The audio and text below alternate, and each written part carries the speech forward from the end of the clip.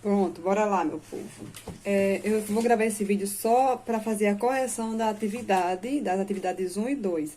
Eu até mandei para vocês a devolutiva com aquela nota aqui, é uma nota só para vocês terem um conhecimento do quanto vocês acertaram e erraram na atividade. Então, assim, a gente vai ver primeiro essa que é a parte de gramática, que vocês viram 5 classes gramaticais. Bom, pessoas, voltando, né, pra gente concluir isso aqui. Mas eu vou fazer bem rapidinho, porque vocês já receberam as correções, só para tirar a dúvida de quem possivelmente tenha errado. Olha, assinalar a sequência correta em relação ao tipo de adjetivo e as definições. Bem, você tem adjetivos formados por apenas um radical. É o adjetivo simples, só tem um radical, lembrem disso. Adjetivo simples formado por apenas um radical. Então, coloquei número 1 aqui. Número 2, adjetivos formados por 2 ou mais radicais são os compostos, que pode ser composto por aglutinação ou por derivação e assim vai. O 3, adjetivos que não são derivados de outras palavras em língua portuguesa, são os primitivos. 3 está aqui. 4, adjetivos formados a partir de outro substantivo ou verbo, são os derivados. Adjetivos 5, né? Adjetivos que se referem à origem ou nacionalidade do substantivo, são os pátrios. Daí você tem uma sequência, 5, 3, 2, 4 e 1. Então, em qual letra estava a sua sequência? No caso, aqui, letra D, é onde estava a sequência que foi marcada. O número 2, teve um errozinho aqui meu, como eu falei para vocês na correção. Ao invés de colocar simples, eu acabei colocando o próprio. Era o sono, talvez. Então, não tem, olha só. Como eu já expliquei da outra vez, algumas palavras, alguns substantivos, eles podem ter mais de uma classificação. Mas ele não pode ser próprio e comum ao mesmo tempo. Porque o próprio e o comum são aquelas pareiazinhas, tipo, quando ele é próprio, ele não é comum. É como o abstrato e o concreto. Se ele for abstrato, ele não pode ser concreto. São opostos, são situações opostas. No caso, aqui seria para ser medo, se fosse simples. Mas aí eu anulei essa questão aqui nas respostas de vocês. O 3. A pandemia está dificultando a vida de toda a população mundial. Ela fez com que as pessoas fiquem isoladas em suas casas. Minha vida está uma bagunça. E o Senhor, quando poderá sair de casa? Nesse caso, temos 2 pronomes pessoais, 2 possessivos e um interrogativo. Um pronome pessoal, 2 possessivos e um interrogativo. 2 pronomes pessoais e 2 de caso reto.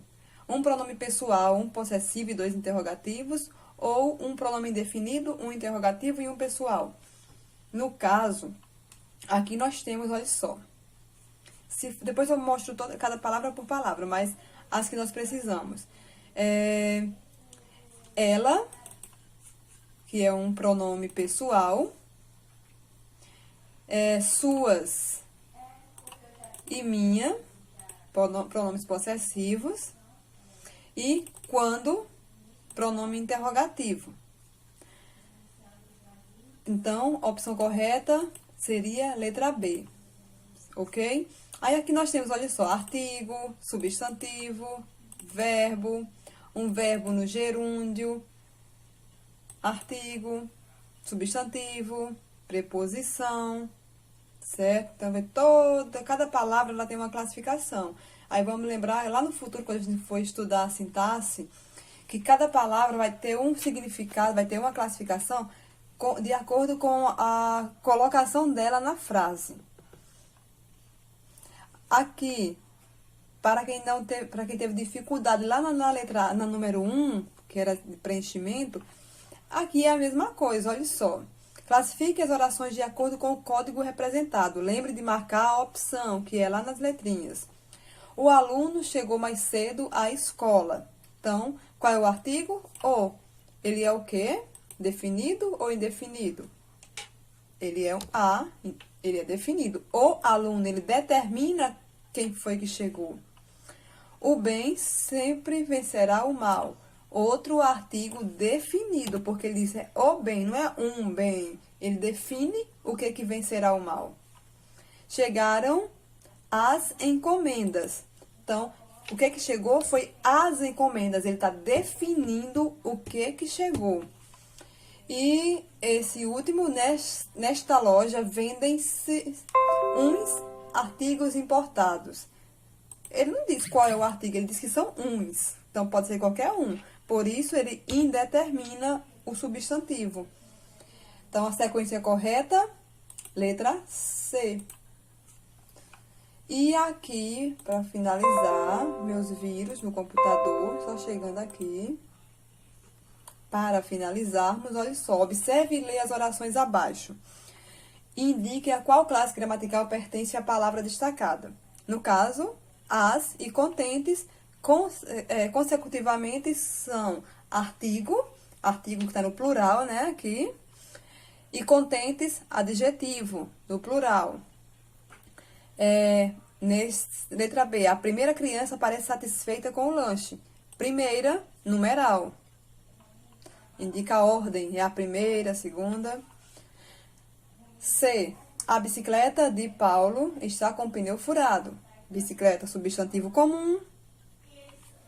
E Paulo, substantivo próprio.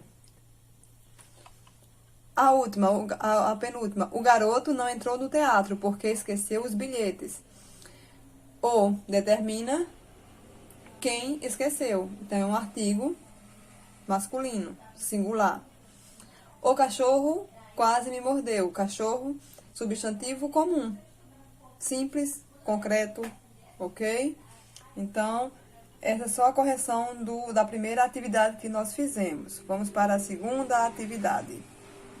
Crianças minhas, meus bens, olha só, então assim, agora a gente vai dar uma olhadinha nessa atividade 2, que vocês só me enviaram, eu baixei, eu não li todas as respostas, porque é muita coisa e além de tudo, como é foto em alguns casos, não dá para ler direitinho.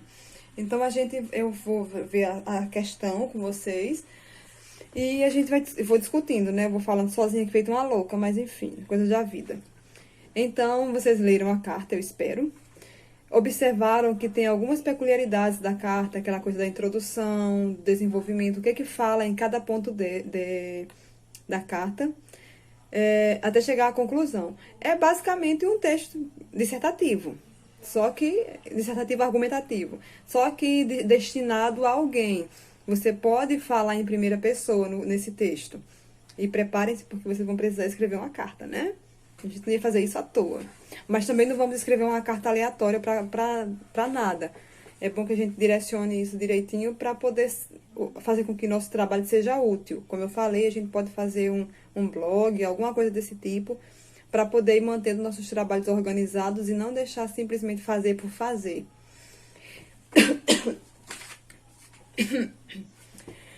Bem, então, nesse primeiro, né, o estudo do texto. Eu não vou ler a carta porque vocês já leram, então ia tomar muito tempo lendo essa carta para filmar. Observe o cabeçalho da carta. Número 1. Quem é o destinatário? Eu percebi, os que eu li rapidamente, assim, passando o olho, que todos só colocaram o prefeito. Então, a princípio, o destinatário é o prefeito. No caso, trata-se de um destinatário coletivo, pois a carta é endereçada a todos os prefeitos. Nos 2 primeiros parágrafos, o autor da carta dirige-se aos prefeitos usando o tratamento do plural. E depois ele muda para o singular, usando até o termo de destino. Então, quando ele fala de destino, ele está se falando com o destinatário dele, o prefeito. Mas ele está usando isso já no singular e não no plural, para todos os prefeitos. Mas, a princípio, a carta é endereçada a todos os prefeitos, já falando do meio ambiente. O 2, o B, aliás, simples. Em que data foi escrita? Em que data foi escrita a carta? No dia 8 de janeiro de 2017, que no caso foi logo depois da eleição de 2016. C. Dia 1º de janeiro é a data escolhida para empossar alguns cargos políticos no Brasil. Em 1º de janeiro de 2017, tomaram posse os prefeitos e vereadores eleitos em 2016. Com base nessa informação contextual, explique a escolha da data para a publicação da carta.